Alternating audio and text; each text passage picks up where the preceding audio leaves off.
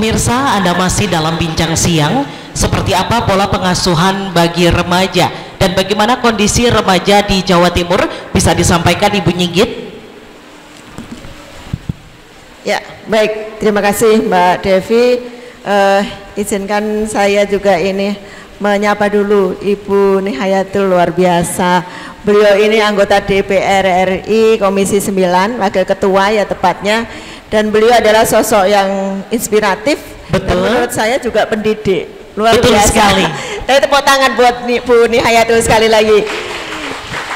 Termasuk sosok yang saya kagumi Mbak Devi, karena pendidikan beliau juga luar biasa, master di HW, kemudian doktornya juga di UGM. Ini kakak kelas berarti sama saya. Baik, berbicara tentang pengasuhan bagi remaja, itu sebetulnya kuncinya adalah pada komunikasi. Komunikasi yang efektif pada remaja itu seperti apa? Itu kuncinya di sana, antara orang tua dengan remajanya. Ketika kita berbicara dengan remaja, orang tua dengan remaja, itu ada beberapa hal yang harus jadi perhatian.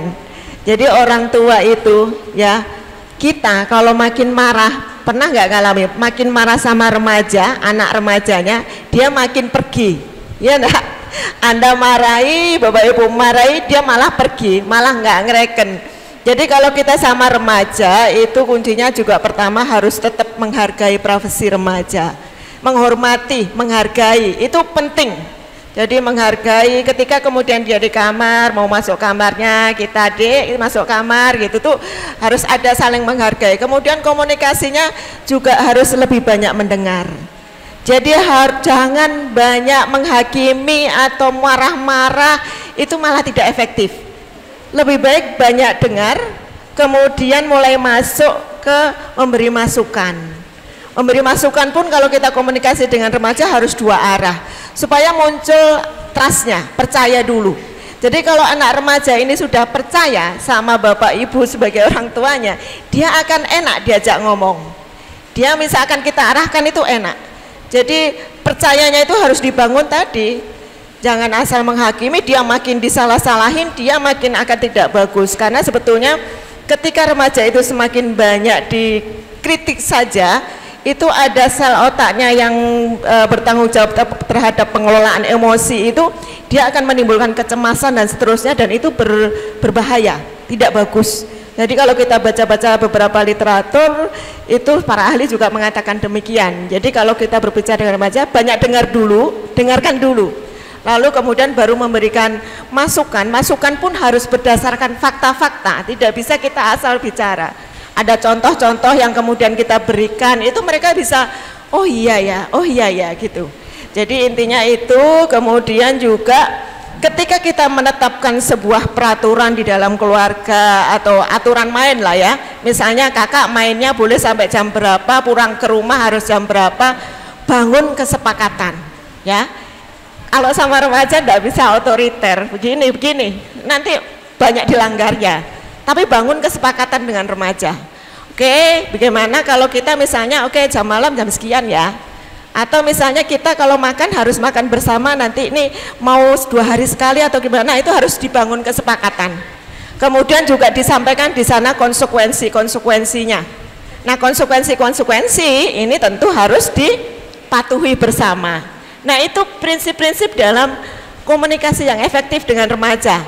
Nah, karena itu juga hal ini disampaikan oleh BKKBN, itu ada namanya program Bina Keluarga Remaja. Kalau Bina Keluarga Remaja itu keluarga-keluarga yang punya remaja.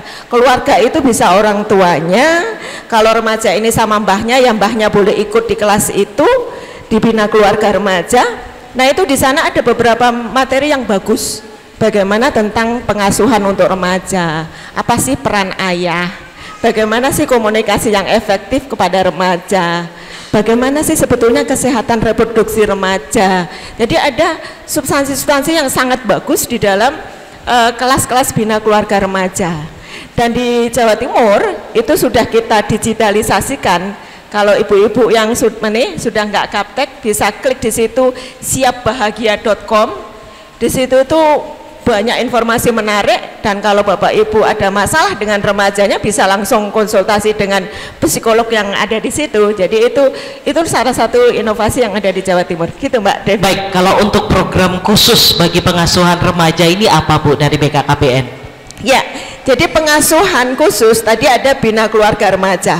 Tapi program untuk remajanya sendiri tadi alhamdulillah Bu Nihayatul itu juga care dan beliau paham ada namanya generasi berencana. Generasi berencana yang kemudian disebut biasa genre, itu di sana bagaimana dibangun remaja-remaja yang tidak mentoleransi terhadap adanya tadi seks bebas atau seks pranikah. Kalau tadi seks yang tidak aman, kemudian tidak nikah dini, kemudian tidak narkoba. Jadi remaja untuk diajak ke sana dengan berbagai hal, kegiatan, juga ada materi-materi Mbak. Dan itu ada kelompok yang namanya PIKR, Pusat Informasi Konseling Remaja. Di sana ada satu materi yang menarik, namanya life skill, tentang bagaimana sih mengajar remaja itu bertahan, mempunyai daya tahan yang cukup terhadap segala macam godaan, bagaimana mereka diajarkan untuk dekat sama Allah, bagaimana diajarkan untuk mengambil keputusan yang tepat, dan seterusnya. Itu Mbak Devi. Baik, disampaikan terima kasih banyak Ibu. Kita juga ingin tahu seperti apa kondisi remaja saat ini di Kabupaten Situbondo. Akan kita bahas usai jeda pariwara, tetaplah bersama kami.